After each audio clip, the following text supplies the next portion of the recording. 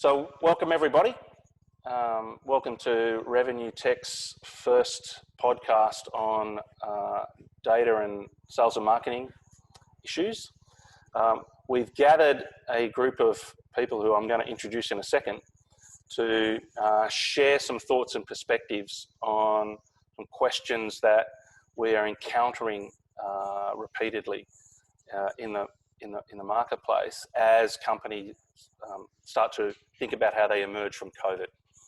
So a lot of confusion, a lot of complexity, and a lot of that coming now from the addition of data into the equation. So hence the subject of today's podcast is really around, what role does data play and what issues does data create in pipeline management, in creation of revenue. So we've gathered an esteemed group of experts, and I'll just quickly introduce the guys who are going to share their thoughts with us in the next 40 minutes or so. So firstly, Derek Udall from AstraZeneca, Head of Data Enablement and Analytics Acceleration. Hi Des, wave to the people. How you doing? Hey, good to be here. Yeah, our radio announcer. Simon Hall, who's the MD of Next Gen Marketing Solutions in the UK, digital marketing transformation expert, has held senior roles in marketing with Dell and Microsoft, and has been in and around data and digital for the last 15 or 20 years. So Simon, wave and say hi. Les Hines, who currently the MD of RevenueTEK Europe and has been a sales and marketing leader across global positions really over the last 20 odd years. Say hi, Les. Hi Craig, hi guys.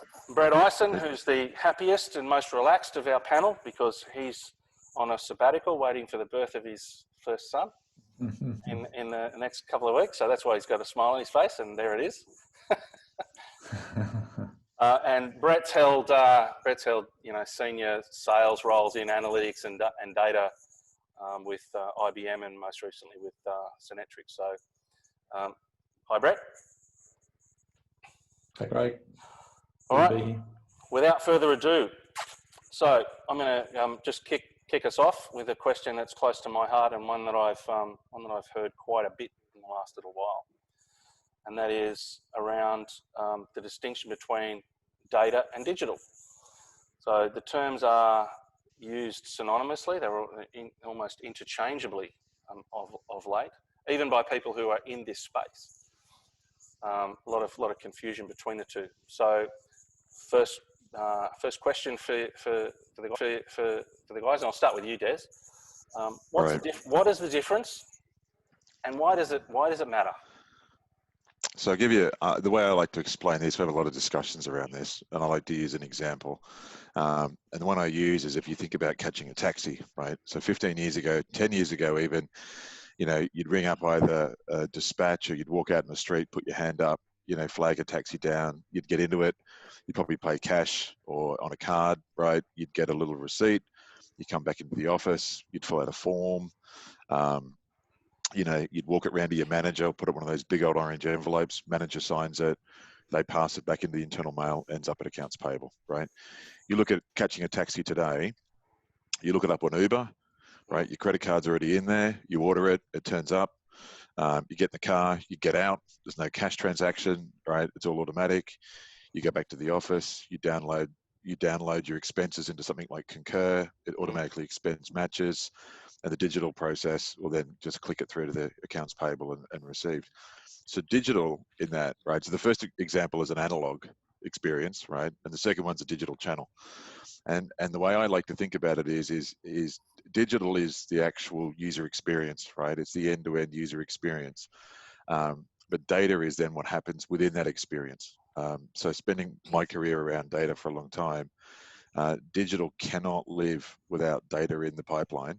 But data could quite happily sit in the corner as it does, often unused, and data can exist without digital. And, just as a side point, 99.5% of all data generated is never used, right? So data is a hugely complex issue, but digital is the application of that data to achieve an outcome.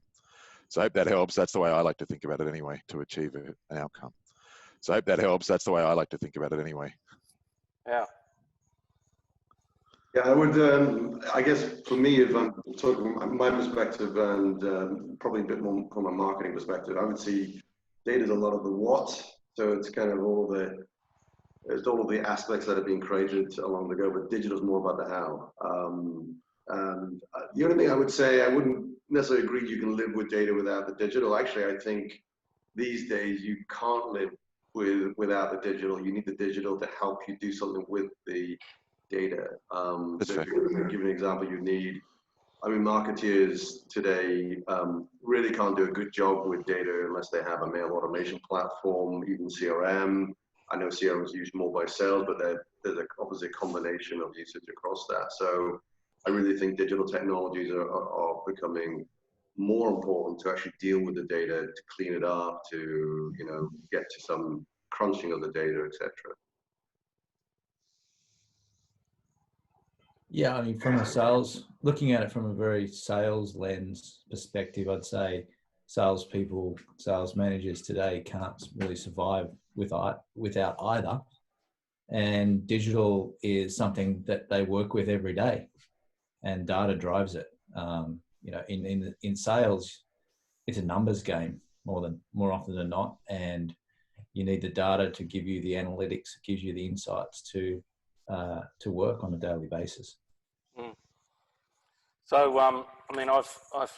we've all heard of this explosion of data, and Des just mentioned 99.5%, of all the data that, gets created, no one can do anything with.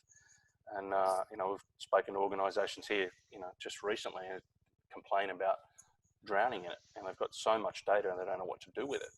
So, what are your views on that? Because if it's exploding now, it's unlikely that genie goes back in a bottle. There's no chance. If it's running, right. it's almost like the expansion of the universe, right? Everything's red shifting away. So how do you think about, how do you deal with that from a? So I'll kick in here, right? I think there's more data generated in the last 2 years than the rest of human history, right? And that will go 10x in the next 12 to 18 months, right? And it's not just standard data, right? It's not the fact that it's tabular data. It's the fact that, you're going to get processing of natural language processing of call centers, right? I'm working with a guy who's trying to analyze 1 million x-rays in Brazil, right, and look at visual optics. And Amazon released last week its new Fitbit that's picking up on your voice and is going to start measuring your mood. So you've got this incredible explosion of data, and the challenge is you can't get on top of it, right? It's going to continue to be prolific, and it's going to continue to decentralize, right? And anybody can go out and put a BI tool on a pile of data and start cranking stuff out. So you get into AI ethics and all sorts of interesting things that will be really big in the next 10 years. I would just say, I think, the challenge is it's not going to go away. You're not going to sit there. It's like saying 20 years ago, don't worry, this internet thing won't happen, right? And it's a matter of how you get your head around how you're going to tackle it, right? I think an interesting part of this, and just going back to when I started in computing, we had to deal with storage, which was in kilobytes. Now we've got terabytes, and when we were very, very constrained by storage, we had to think very, very carefully about what data we were going to capture and what data we were going to store. So we probably used a lot more of the data that we had because we had so little. Where we're now not using 99.5% of all the data that's there. I think, for me, the challenge comes is how do you mine that data for the meaningful insights? I always go back to data becomes information, becomes insights, becomes intelligence, becomes action. What's the process, if you will, behind that? Because, yes, there are BI tools and there's AI and all this stuff. around data. But sometimes we've got to go back to the simple stuff: is what are we storing? How do we use it? What's the intelligence, the insight we're going to get?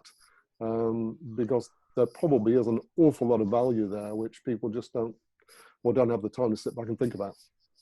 From a sales perspective, I mean, it's about applying it to the basics around sales and how you survive. So really, and thrive. So it's about creating creating quality opportunities, progressing those opportunities, and then on a daily basis, how do you use data to drive those activities? So being able to react in real time to what's happening in your customer base, with assistance from the available analytics and tools that are out there today. That would really bring a lot of value to me as a salesperson or as a sales manager, as opposed to being forced by, say, the management to put my opportunities in a CRM that's just going to be used to up the chain. It's really about me out there at the coal face. How can that help me? How can that help me on a daily basis? And I think that's where the opportunity is for using data and bringing it to insights and bringing it to action. So yeah, I think you're purely looking at it from a sales perspective on that basis. It sounds like what you're saying is and I mean, I guess there's no surprise in this. It's ultimately about trying to extract some value out of it, right? How to turn raw material into something that's much more valuable than its existing state. So I mean, I went to a conference. That's 2014 now. Actually, you were there, Brett. Then at the Mandalay Bay in Vegas back in the good old days, right? And I'll never forget this. I don't know who he was, but he had a big Texan accent, and he stood up on a stage, and there were, I don't know, probably 5,000 or 6,000 people there, and he said, "Ladies and gentlemen, data is the new oil." No, the new oil, and there was all this this excitement and buzz around that this thing was going to create all this value. But thus far, it's not really, is it? It's we're trying to grapple with it, trying to wrestle it to the ground. Are we actually making any progress on that? Yeah, I challenge that. I think this. Yeah. Go for it. Yeah, no. So I'm just if I think about almost everything that's going on at the moment. So I do a few things with regards to not just marketing but also innovation. And Les knows this because he was doing a guest speech for me last week on data-driven innovation. But we're seeing it's almost like the lion's share of innovation now is data-driven. Okay, and it's using data in different ways. But I also think it's quite interesting when we look at the whole machine learning AI thing. So if you look at the reports from McKinsey, they're saying that it's grown from nowhere in 10 years to 10% of GDP. But also data apparently is contributing 3% to cross-border trade. It's apparently data is becoming more and more important in the whole cross-border trade and facilitating business. So I actually think data, I mean, as a marketeer as well, just talking about the marketing discipline, then you can't really do anything well without data anymore. The first thing people say to me, what's my starting point with data? I said, understand the customer. And then how do you understand the customer? I said, well, you analyze the data, you look at the insights. Yeah, you can sit down and have a discussion with them. You can only do it with so many customers. At an aggregate level, you'll need to go in and dive into the insights. Where do you start? Google Analytics. So you do data analytics. So I think data is the oil. It's going to be the oil more and more. And if I look at a recent report from Dun & Bradstreet on data-driven marketing, they're basically saying 90% of marketers today see data as important and data quality as important, but 50% believe have no confidence in the data. They think there's some quality issues in the data. Mm. So it's going to become more important how we deal with that. So it may not be the oil that we were thinking about from the past, but I think it's going to become the oil. All right. Well, I know, Des, you've got views on data reliability and governance and structures, right? We've spoken about this before. Yeah.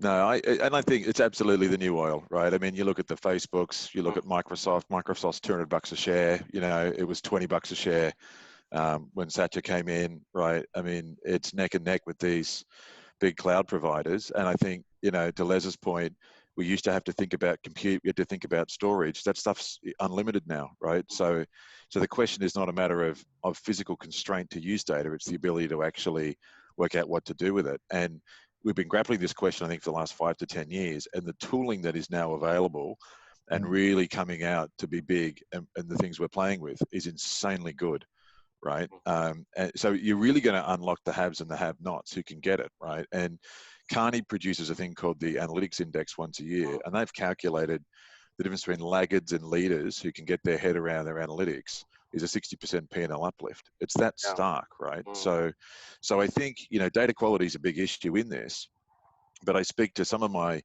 vendors that I deal with, and they deal with such phenomenal volumes of data, right, at such insane levels. They're like, I guarantee the biggest challenge you're going to have is taking even what I can give you with poor data and transforming your organization. It's not the data. We just work at such insane volumes, you know, that we can pick needles out of haystacks the big as earth, right? So that's the fascinating bit, is that data can churn through a degree. Now, the thing I'd challenge is you go, right, so data is important. How on earth do I go after this, right? So McKinsey comes out and says 26% of all major transformations fail, right? Sorry, 26% pass, 75% fail. That's right, 75% Got that wrong. Yeah. Right? So you go, okay, so the big transformations don't work. Unbelievably hard to get it done. The landscape for tooling is easily, I think, last count we tried was 30,000 plus tools, right? It's breaking into subsystems and microsystems and all sorts of bits and pieces. The only way you can do this is you have to be somewhat compartmentalized, right? And in the senior execs I work with, they're sitting above this kind of firestorm going, how on earth do I just run my business end to end?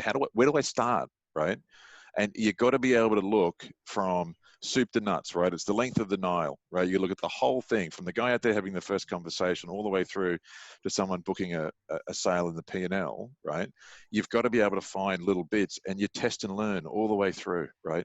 You can't bring in the chopper loads of senior consultants and their 3,000 page PowerPoint decks anymore, because it's moving too fast and you don't get the results, right? So, you know, I think that the new oil is absolutely there. The challenge is you can't use existing methods to tackle it, right? And the execs have got to own it, right? They can't expect some external third party to come out and give them the answer, right? Yeah, I think that's really good. I think about Formula One. You know, I was watching the Grand Prix last weekend, and you think about, you know, Formula One in its heyday, quotes, where there was a pit board that somebody hung off the side of the you know, start-finish straight, and then you go back to Formula One today, and I think, you know, we're talking about immediacy and timeliness and all of those things. Yeah, right. You've got a car going around a track, it's feeding back its speed, the temperature, the tires, the driver's saying what it feels like. They've got downforce. You know, they've got all of this, you know, drag reduction system, when to use it. They've got battery management. When can I get the extra piece of push? And you know, the driver's giving feedback as they're saying, you know, go to P5, go to B4. But when you look at what goes on, you've got a guy in a car going around a track, but you've got the guys on the pit wall, you've got the guys in the pit lane, you've got the guys in the caravan that's at the back of the pit lane, you've got all those people at headquarters. You've got this huge, you know, sophisticated team. But what they seem to have done is they understand the immediacy. So, you know, you're trying to overtake someone, back off because your engine's getting a bit warm. You know, you're going to have to run off the racing line because you need to get out of someone's. It always fascinates me that, you know, Formula One, those cars are getting more and more reliable. And, you know, they somehow have, you know, they've got through this thing of, I've got all of this data, what's it telling me, how do I use it? How do I use it real time? But, you know, Toto Wolff, the head of Mercedes, sits there, and to his credit, he says, look, you know, it's not me. Lewis says, it's not me. We've got this huge army of people, this huge technology, and the ability to make, as you say, Des, finite changes, small incremental finite changes on the go. Because, you know, you've got 62 laps of this stuff, and you've got to get over the finishing line. The one thing I quickly add to that, just as a counter, or not a counter, but to add to it, is the integration of that, because you just mentioned all these different people, Yep. right? And you think of how much money Formula One throws in to get that thing to be so unbelievably quick. If you're a senior executive with a sales pipeline or an inventory management process or the rest of it, you know, you would dream to have that pop on your desk. Very, very hard to see. I don't think I've ever seen it, right? And you've got to have some process where you're going to sit there and, you know, something falls through the gaps and something pops up, right? You know what I mean? And it's not, I don't think that the systematization of that, unless you've got a bottomless pit of money to be able to pay for it, is feasible, right? I mean, it can in Formula One, but in reality, I mean, Formula One's nirvana, right? It's a great example. Yeah, that's what I was going to say. It's nirvana for sure. Yeah. But I think that, you know, there are certain things we can learn from that. And you say, if you're the exec sitting over this, I mean, Simon and I were talking about this last week. Many businesses are still set up in silos. You've got the marketing silo, the sales silo, you've got the operations silo, you've got the finance silo. You know, they're set up as silos, they operate as silos, their data is, you know, sometimes stored in silos, it's stored in different formats. They have different labels on the same data. You know, there are some of the basics, I think, that, you know, this joined up end-to-end concept, I think, is one of the main challenges for any organization, is how do I take this end-to-end view? You know, as we know from you know, surveys that we run, if a pipeline is converting 1.92% of, you know, first inquiries to orders, that's a process that's failing in excess of 98% of the time. You know, there's got to be huge opportunity in there. It's, again, how do you see the wood for the trees in this stuff? Where do you start? And I think, you know, to your point, Des, the end-to-end view is possibly where you do start, and actually sort of bang people's heads together to get them to say, you know, let's join this all up. Let's actually accept it's a single process, and then see where we go with this. Isn't it? I think that's being done. I think that not necessarily in revenue management or, you know, unpacking the sales process end to end, but if you look at finance and what people are doing, say with like accounts payable or accounts receivable, and starting to look at that process end to end, applying different analytics platforms, it's possible. It's possible, but I don't think it's been applied to the sales and marketing process and looking at it end to end, and then trying to look at driving time and cost out of that process and driving efficiency. That's where the opportunity is. I really think that's where the opportunity is for organizations. And, you know, they're very focused on that AR, AP stuff, but why aren't they not focused on the revenue side? So it's a question probably Craig's been asking for a long time. But, you know, I think that the tools are out there now, that it's possible. And then it's just a matter of having the executive focus. And as you say, it's a team sport. Everybody's got to play their role. I think, you know, to Les's, you know, Formula One metaphor, the thing that focuses, you know, and it's a big, complicated machine with them, you know, with multiple stages. Like you know, a lot of things have got to happen in order and in sequence for the result to happen. But they have a commonality of purpose. You know, they want to win a race. They want to win. You know, they want to win a championship. And once if everyone starts with a common purpose, you can backtrack, right? And all of the processes and the people and the data and everything comes together with a view to how do we all get to that point, right? What's thus far lacking, I think, if we bring it back to the marketing and sales and the revenue world, is that commonality of purpose. I'm not sure everyone's there yet. No, and I think, so what you've got, and it comes back to your data is all question, is you've got so many data points now that you can look at if you can find them, right, that can improve a performance, right? You know, I've done a webinar to a client I've worked with, right? And COVID related, big deal. We've never really done webinars. We've gone out and met everybody previously face to face. And all of a sudden we have to start running, you know, virtual events and have people turn up. We asked the web stream company and they thought that 23,000 people turned up. It was a record. We put a couple of tags on the site, found that 43,000 people turned up and 20,000 people never made it through the registration process because we made it unbelievably hard. And, you know, people turn up on, and we designed the thing that you turn up on a PC, right? And we got it all wrong. We got it all completely wrong. And we found that out in 48 hours and we lost 50% of the people who turned up to the webinar. Right. So the ability to look at a process and something that you think a bit, you know, the analogy to go and look at little segments and do things and then look at their next best behavior, what you can track down to a click. So we could find out exactly where someone fell out and where they hated the registration process and which button we would change, right? Yeah. All of this is there. Yeah. So when we came to the next webinar, we had a 20% uplift, right?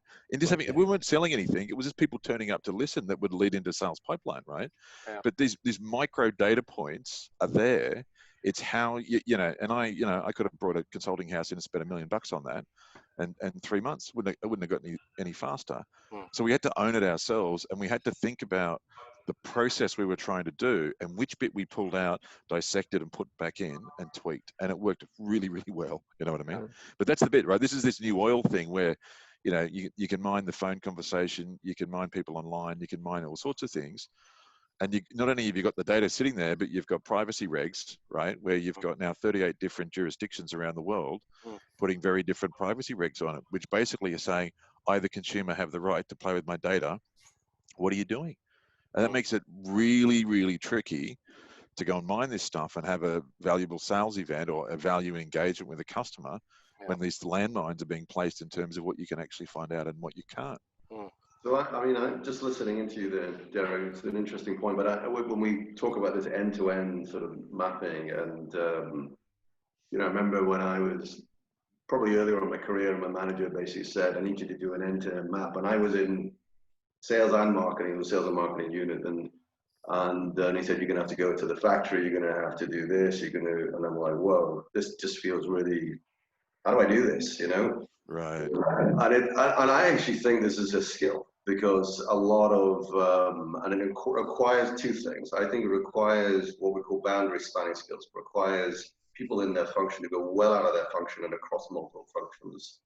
But it also requires kind of a trust coming down from executives to say, this is the way we're going to do it. We're going to put our faith in the data and this process to actually understand where it's going.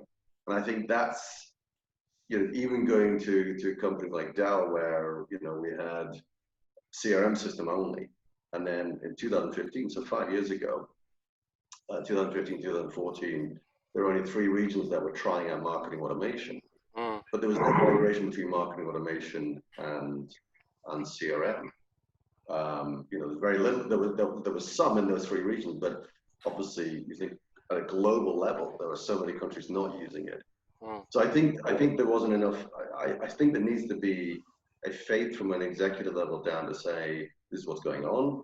There needs to be a kind of thinking about these skills that go well beyond specific roles to actually encompass other roles to actually be able to do that well. So it's interesting to hear what you just said there, Derek, that you know, organization like yourself with probably very skilled people still got it wrong because it sounds like it's new territory, trying to do something online or do something, you know, different. That was it. Yeah. But you quickly learn from it, which is good with the data. So that's another good thing you've got there. But I think a lot of organizations don't have that faith and that skill spanning type, you know. Well, I think that's some of the deer in the headlight that happens with this, right? I don't think execs often know where to start. You look at it and go, I mean, there's still, I think, denial about, is it changing? I mean, you're going to come to work and think it is changing, and then it come in tomorrow and it's like, what's changed again, right? I mean, that's what's going on, right? It's at that pace of, I've got to come in and realize that something's changed since yesterday.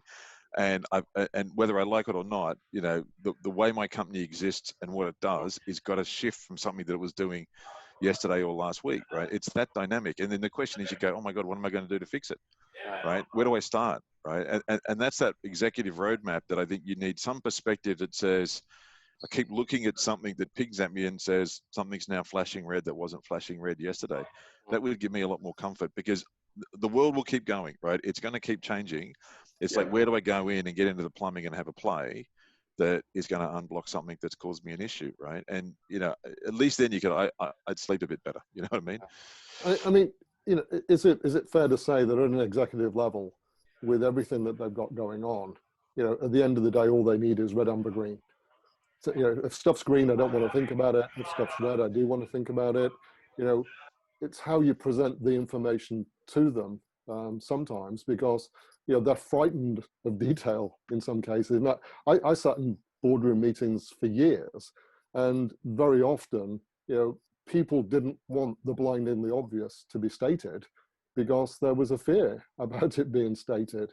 And yet, when you look at the complexity of all this, I mean, I like Simon's thing here about skill sets, that, you know, what skill set does an executive need today?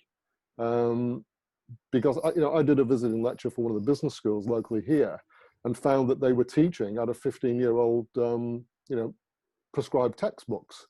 And if you think of where we were 15 years ago with data and analytics and storage and whatever else, if we're churning graduates out of business schools who are learning how it was done 15 years ago, you know, what skill set should they have?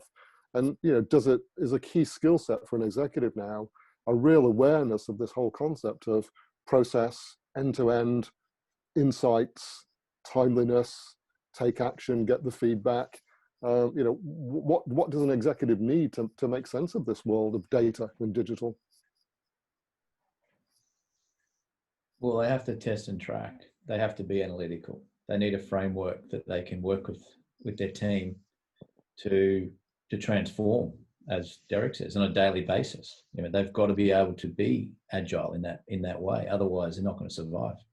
And they have to be data driven at the end of the day in their decisions. So, yeah. I mean, Simon, you're active on the teaching arena at this point. I mean, you know, what are you seeing out there?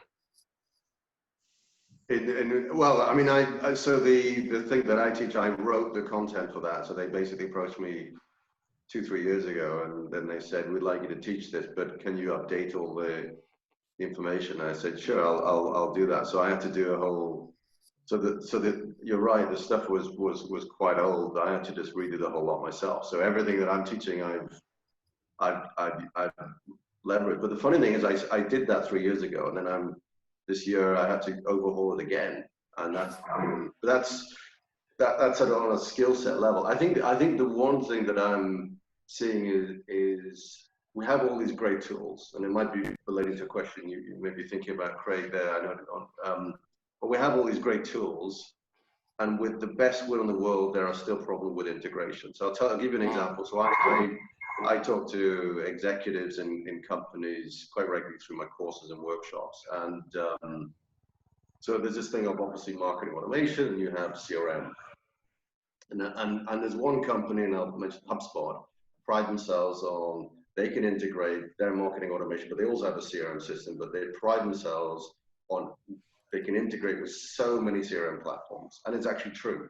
And everyone I talk to in companies who are using HubSpot as a marketing automation say, "Great, I can integrate it. I got no problems," and they have issues.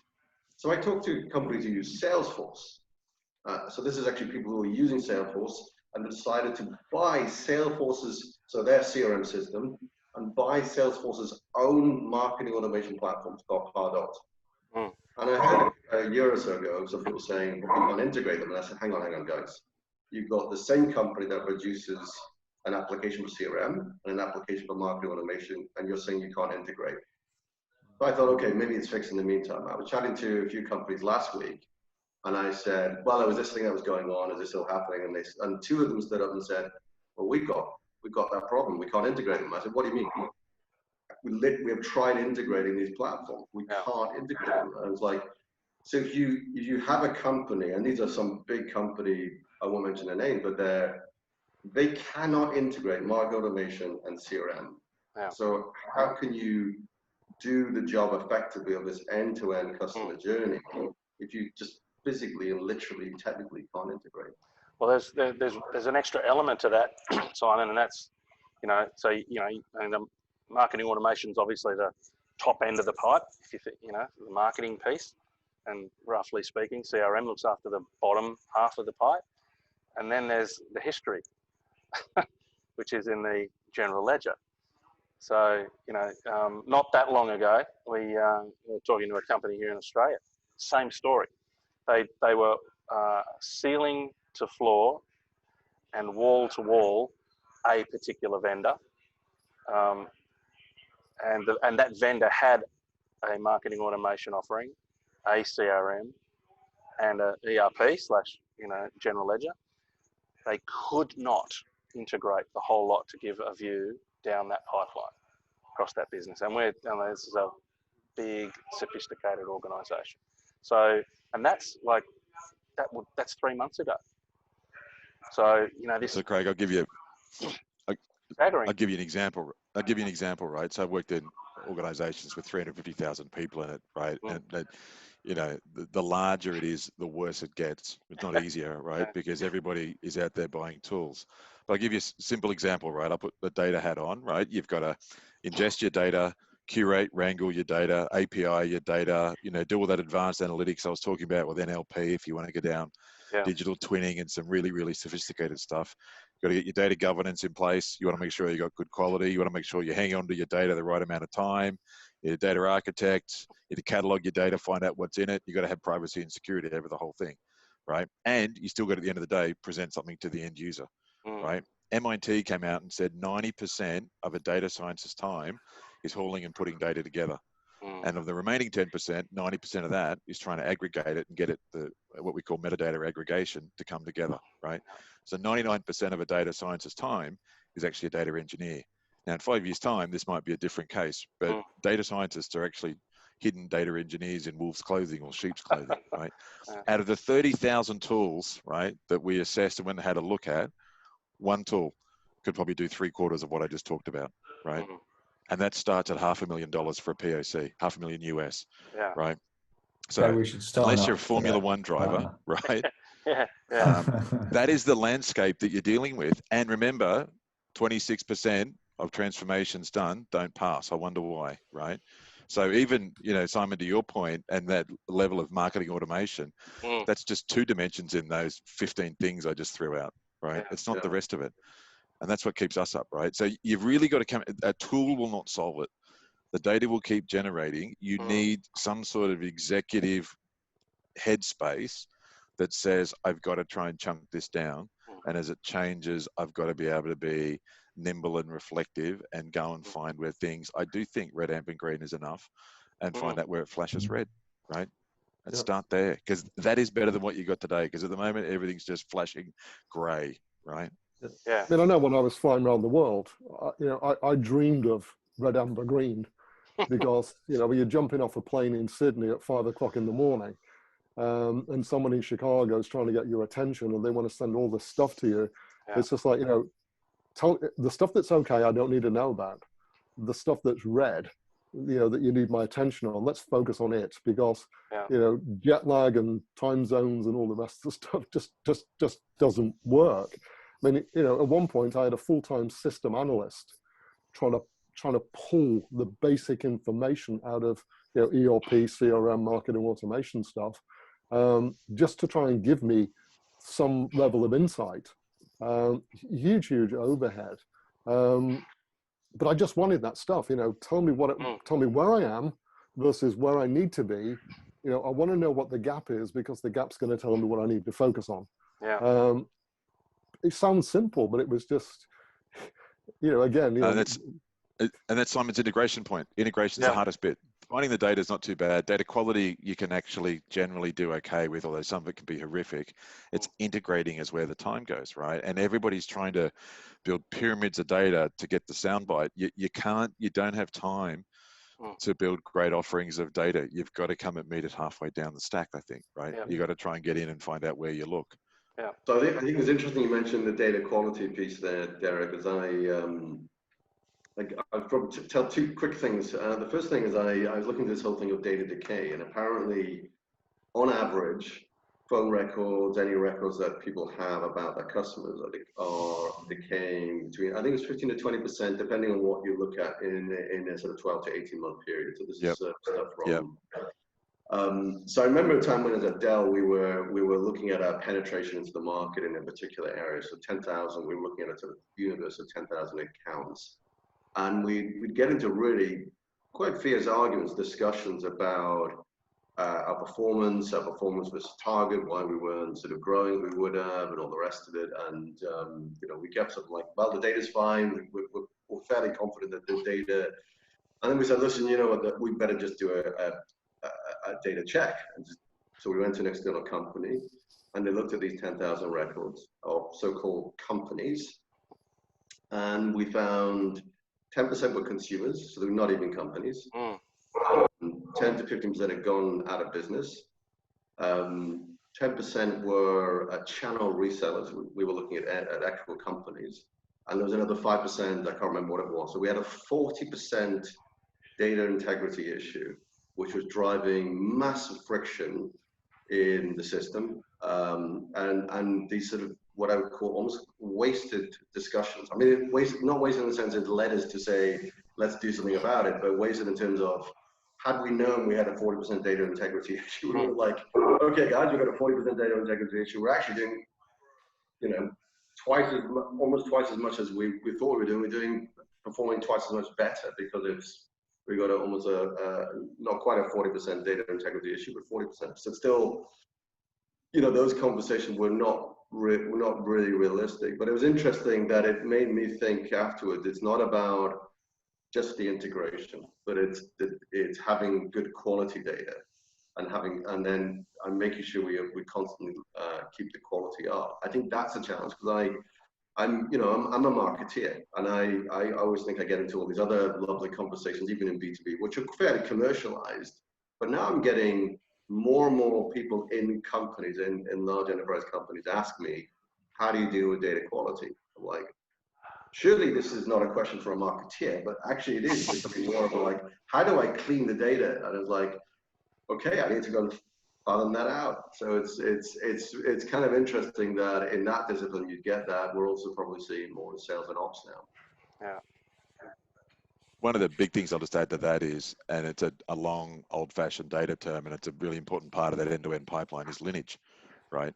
Like if you don't know where your data comes from and you don't actually can track it back to a golden source, then it's going to be dubious. And I've seen tens of millions of dollars wasted on projects because someone thought that the data that sat here was good because I've been using it for a long time, right? And we turned around to this particular project and 85% of the data was rubbish, right?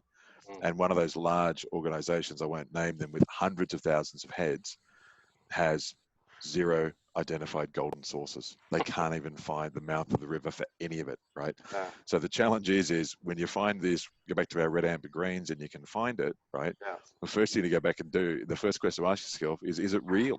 Right? Yeah. Is this really what's going on? Yeah. But you spend time on it and you'll find out and you go, oh, no, it's not. It's got consumers in it when I'm looking for B2B, right? Yeah. But you start to clean it and, you're dead without it. It's like silting your pipes. So data governance and data quality is just going to be one of the it's the next cyber for the next 10 years, right? Yeah. No one believed cyber until everyone got hacked. DQ's next. Yeah. You heard it here first. That's my call. Des, I have an interesting question, and you may or may not want to address this, but you're talking about common purpose and that driving change or whatever. Clearly, COVID, nobody saw it coming. It hit everybody earlier this year, and obviously there was a scramble for things like for research for vaccines and whatever else. I mean, as a common purpose external driver, what change has that facilitated or forced inside organizations? Well, the vaccine's an interesting one given my day job, right? So so that's why I say you may. I'm talking in general. I mean, has it forced people to change behavior? Has it forced people to be pragmatic? Has it forced people to be more processor? I mean, I think both. changes? I mean, definitely that we've had brutal prioritization around where we spend time and money, right from the board down. And then also, I think we have seen behavior change as well. So I think it's and I think people are now, if we go back and talk about digital, it's not just whether they might do it, they have to do it now. They have to do it. Everybody has to do it. So I think, the feedback I've had from, the executives that I deal with is we've had to prioritize. We've had to decide where we spend our time and money, and those areas are quite different to what it was pre-COVID. So they've had to sort of pivot a little bit and focus on the areas that give them not a short to medium return as opposed to a long term, And then an example of that is like, okay, we're just in EMEA in the Americas today. We probably won't go to AP. We'll focus on our key customers and we'll really try and double down on them and extract more and treat them better or whatever. But, that's probably, some feedback in terms of how has COVID affected, organizations. I think it's forced change. I think there's a degree of people. I'll give you a simple example, right? Like Bunnings. Bunnings has had a pretty average online offering until they shut all the stores, and the only way you could order anything was through the website and go down and pick it up in the back of your car. Guess how fast they got their act together? And it was the nice little service coming Victoria in 31 weeks of lockdown, right? They pivoted their whole business very quickly. So now they've kind of lit up and gone, hang on a sec, we're going to spend a ton of money on this and it's going to take off. So I think that Brett's point, right? It's freed up a lot of thinking because people have had to change to survive. But to go back to the first part of this conversation, there's still no magic way to solve it, right? Yeah. I think there's more people who've added the boat of now going, well, what do I do, right? Who do I bring up? Where's that transformation number? Does it get better than, 26% success? No. Oh, all right. So it's the same concept. So I think it's jolted people into action, but it doesn't make the solution any easier, right? It's still the same problems, just more people are facing it, right? I also think there's been a shift in kind of the pools of data, if you want to call it that. So if you think of this sort of buyer journey, the going from awareness all the way through to purchase, etc. We kind of looked at stats 5 years, 6 years ago from serious decisions, and Forrester that said that a customer would go through 50% of their journey before they buy something, before they interact with the company. So before there's any direct interaction, that's moved to 80% on average in the last year. So the same companies have done that. So what does that mean for organizations, not just marketing, is where the data was sitting has shifted.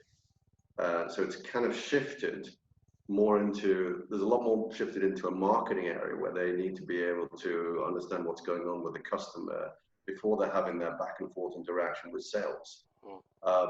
So I think there's a shift, but I also think on top of that, there's this whole volume increase. So we're needing more data to understand what's going on in that area before they get into that interaction and back and forth with the sales guy. Because, I think there's the factor is that those cycles are getting longer and longer. So I'm happy to share with you some reports on that in terms of, we've seen a lengthening by, I think it's like 25-30% of those. So we need more and more data, and it's not always structured data. So this thing of structured and unstructured. So the idea is marketeers now need to have to deal with more data. They now need to think about how to deal with that data and which data they should be looking at. We see a huge shift into unstructured, right? And it makes it incredibly challenging, and also real time, not batch, which is a complexity factor, right? And the other thing you're finding, and this is not proprietary, you read it in the market, right, is that consumers are becoming more open to sharing their data, right? They've got apps on their phone. You get smart inhalers for asthmatics, smart blood pressure meters. You get some very interesting end-to-end technologies, and you're starting to see ecosystems, and this is nothing proprietary for AstraZeneca, you just see it in the market, where hospitals, particularly in emerging markets, are starting to team up with patients who are willing to share their data to get an uplift in terms of the healthcare experience, right? With companies like AstraZeneca and other major pharma and biopharma. So when you put that in a marketing lens, the frontier of what you used to be able to do, which is what day do I send Jimmy an email or maybe a text message, you're now getting the situation where call center apps exist where they can try and predict your behavior before they ring you and see whether you're in a good mood to take a call, right? We're getting into behavioral analytics, right? Yeah. So, and it's all just inferred, right? It's in your phone, it's picking up out of your speech. These are all data dynamics. They're all unstructured, right?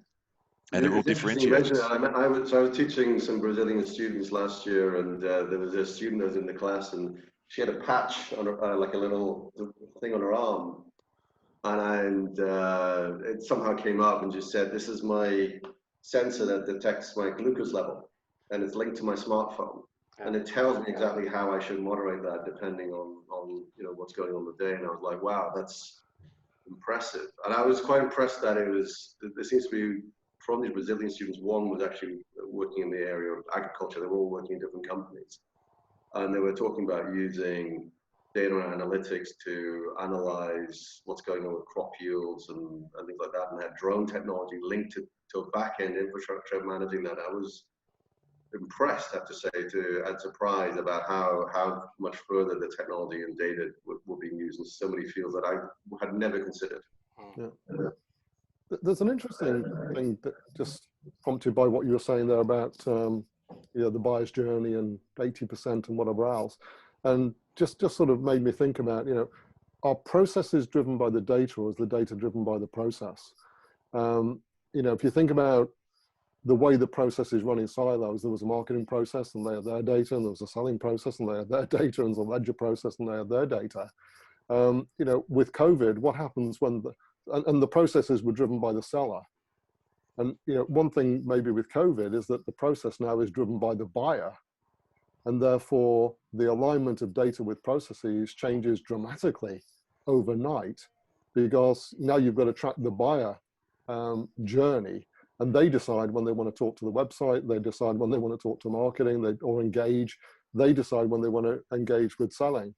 So, is there a process versus data, one leading the other, challenge that needs to be considered as well? Oh, I think absolutely. And the magic from an executive is, when is my point of engagement? When's my Goldilocks scenario to not annoy them, but to trigger that event, right? When have I got their attention, when I can come in and hit them when their mind is open to exactly what I'm trying to do, at least from a sales perspective, right? Or from a health perspective, are people taking their meds or other things? But it's getting very interesting that there's a certain degree, and we learned that through those webinars, where we thought we had 20,000 people turn up, but we didn't. We missed half of them, right?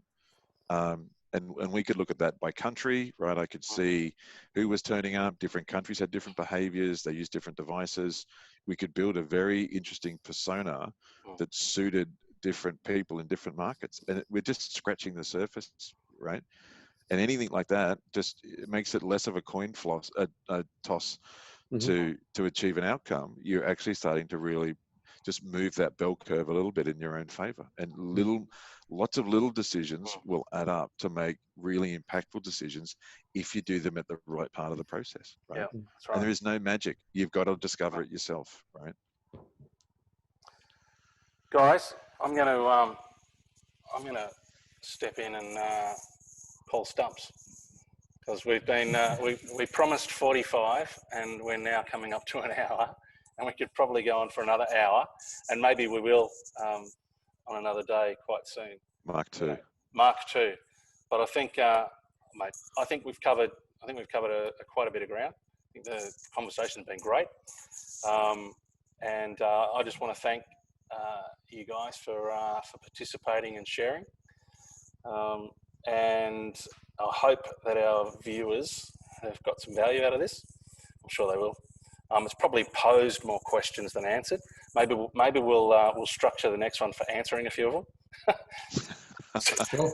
We'll see how far our thinking can evolve in a month or so. We'll revisit the questions that we've just asked. But brilliant. So Des, Brett, Simon, Les, thanks so much, guys. Thanks. And Thanks, we'll, Greg. I'll see you next time. Thanks, guys. See you Thanks, next guys. time. Yeah. Cheers. Bye. Bye.